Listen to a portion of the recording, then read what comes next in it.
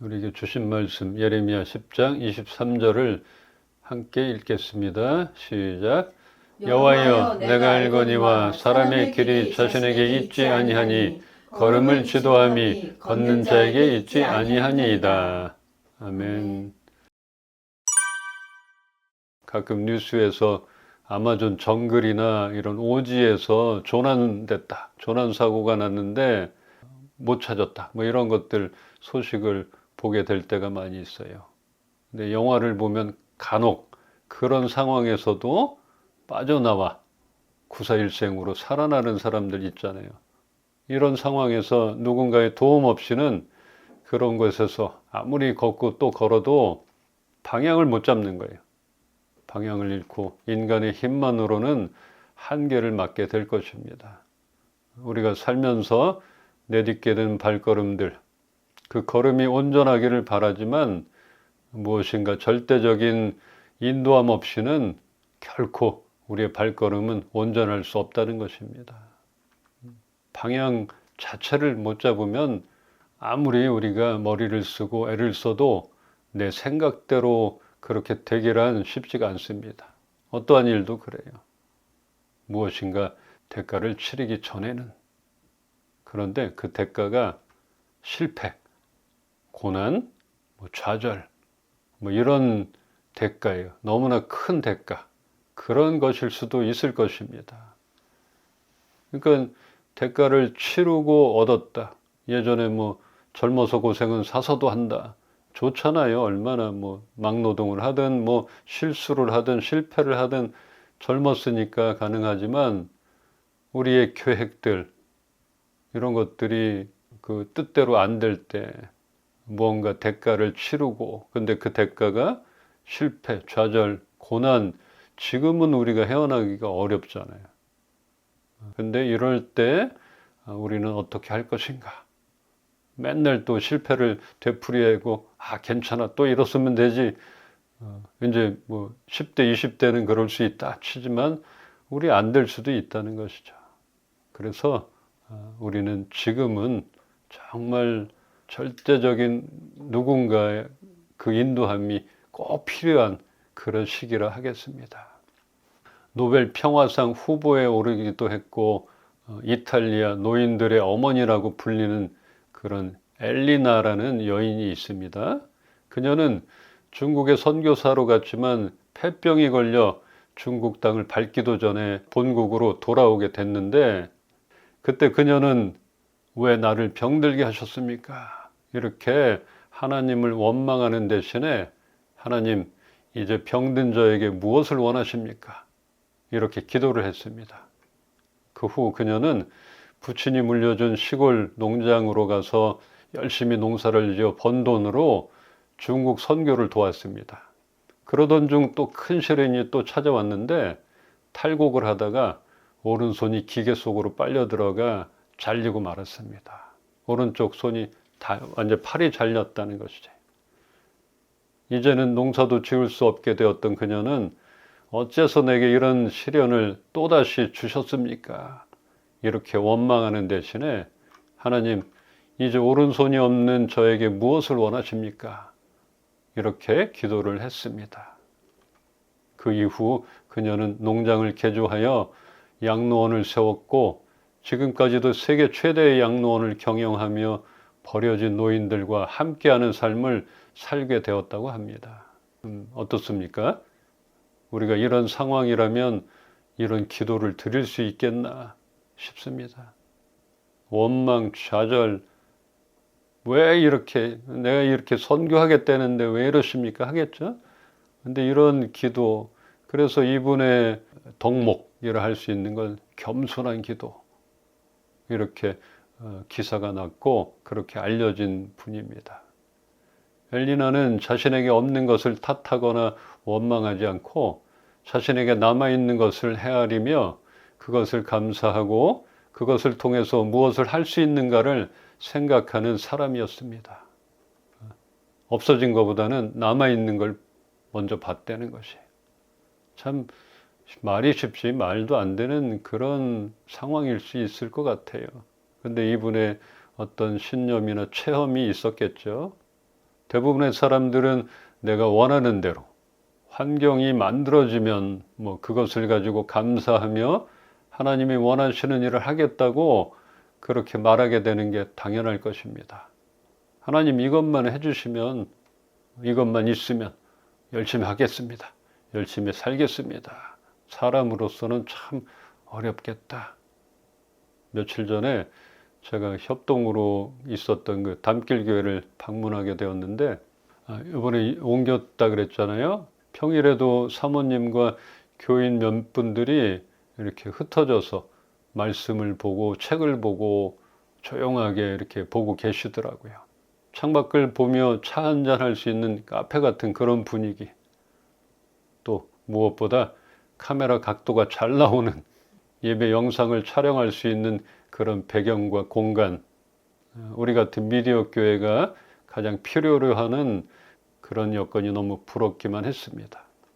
내가 원하고 바라는 그런 환경과 여건이 된다면 더 열심히 목회를 할 텐데, 이렇게 잠시나마 환경과 여건을 보게 되더라고요.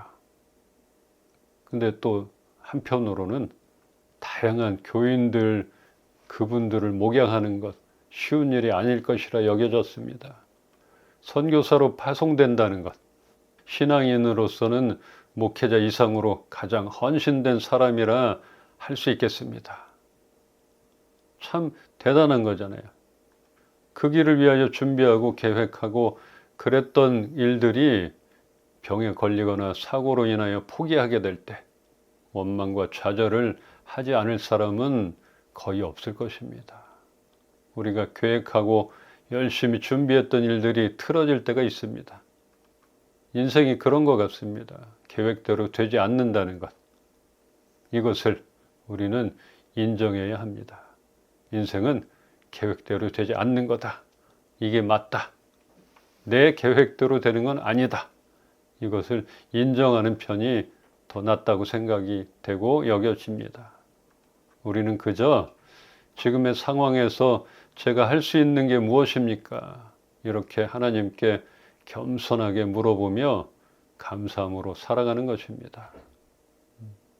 자꾸 환경이 보이면은 불만이 들어오고 불평이 들어오는 것인데, 뭐 이런 환경을 보며 감사하며 할 수 있는 거 살아가는 것이에요. 그렇게 생각이 됩니다.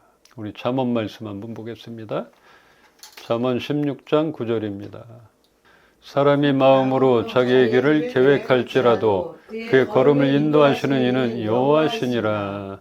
아멘.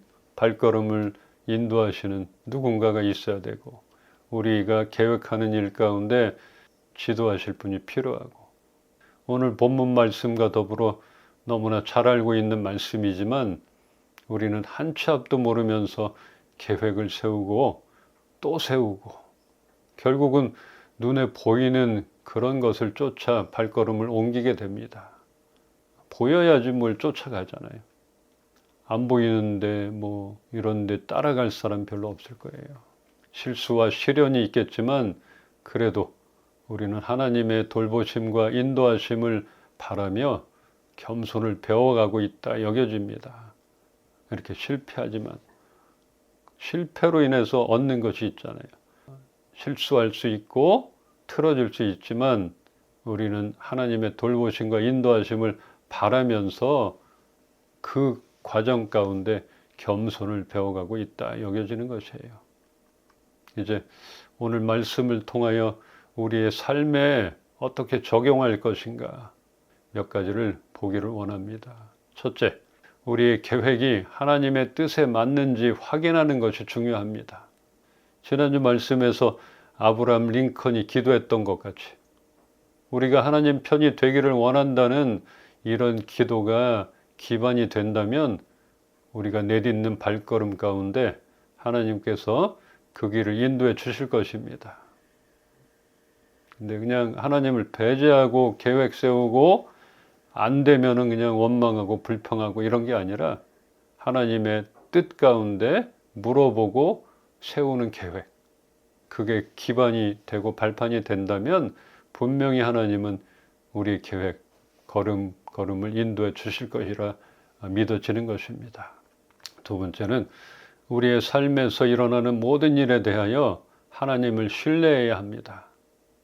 우리가 이해할 수 없는 일들, 그런 일들 앞에서 하나님은 우리에게 계획이 있다는 사실, 이것을 우리가 인정해야 하는 것입니다. 우리는 계획이 틀어질 수 있고 바뀔 수 있잖아요. 나 때문에 바뀔 수도 있고 다른 사람 때문에 그럴 수도 있고, 또 사고로 그 엘리나가 중국 선교사로 갔다가 병들어서 돌아오는 계획 바뀌잖아요. 이렇게 바뀔 수 있는데 하나님은 우리에게 각자에게 계획이 있다는 것이에요. 그 계획은 틀림이 없다는 것을, 이것을 믿기를 바랍니다. 변함이 없는 것이에요. 어쩌면 하나님의 계획 가운데 맞추시려고 이 토기장이신 하나님이 우리를 이렇게 다듬고 있다. 방향을 그런 사고나 사건이나 또 실패나 여러 가지를 통해서 그 길을 인도하고 있다. 이렇게 생각이 되는 것이고 그것을 인정하길 바라는 것이에요. 그리고 세 번째, 하나님 말씀에 순종해야 합니다. 우리가 하나님의 뜻을 구하며 하나님의 계획을 신뢰하며 그 말씀에 순종하는 삶이 된다면 한 치 앞도 모르는 우리의 발걸음, 갈 바를 알지 못하고 앞으로 나아가는 우리의 앞길을 하나님께서 밝게 비추어 주실 것입니다. 말씀은 등불인 것이에요. 그래서 오늘 말씀처럼 하나님의 뜻, 나에 대한 계획이 있다는 것을 신뢰함으로 말씀에 순종하면, 근데 우리가 말씀에 순종한다는 게 어렵잖아요. 이 말씀이 나에게 주신 말씀인지 정확하게 우리가 못 들으니까 내 생각인가 어렵긴 하지만 점점 맞춰가는 것 같아요. 성경을 통해서 아니면 들으면서 아니면 하나님께서 직접적으로 우리에게 어떤 말씀, 마음을 주실 거예요. 그 마음에 우리가 순종해 나가는 것이에요. 그렇게 나간다면 분명히 우리 계획, 우리가 세우는 계획 가운데 하나님이 지도해 주실 거라.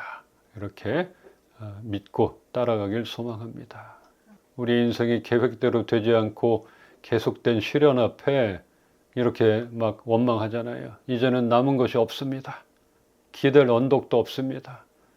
우리 없잖아요. 별로 기댈 누가 뭐 있겠어요? 나도 없고 여러분들도 없는 거 우리 잘 알잖아요. 이렇게 소망조차 놓아버리게 되지 않기를 소망하며 바랍니다. 정말 이건 원망과 불평 가운데 소망조차 놓아버리면 안 돼요. 없지만 남은 것을 바라봤던 엘리나처럼 우리에게 있는 것, 이것으로 하나님이 무엇을 원하시나, 나에게 무엇을 원하시는가 이렇게 물어보며 그것으로 최선을 다해서 도전하며 나간다면 하나님께서 그것을 들어 사용해 주실 것이라 믿어지는 것이에요.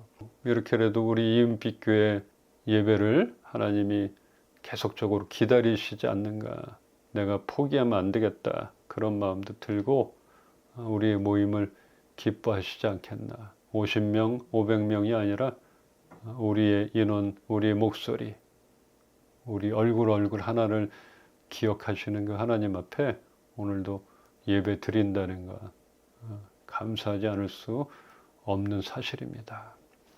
하나님을 신뢰함으로 반응했던 그 엘리나처럼 그런 겸손한 기도를 우리도 드릴 수 있기를 소망합니다. 뭐가 꼭 없어져야 된다 이건 아니에요.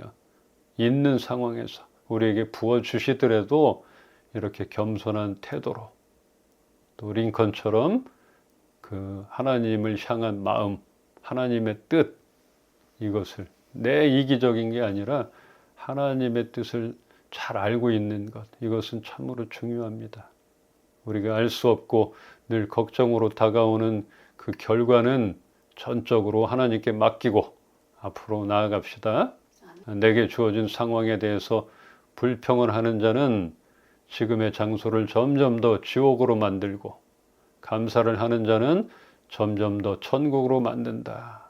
이런 말이 있습니다. 그런 것 같아요. 불평으로 하면은 이 자리가 지옥이 되는 것이고, 감사하면서 살아간다면 이 자리가 천국이 된다. 우리를 향하신 하나님의 기대를 믿고 오늘도 감사하며 하나님과 동행하는 기쁨을 우리가 맛보기를 주님의 이름으로 축원합니다. 아멘. 아멘.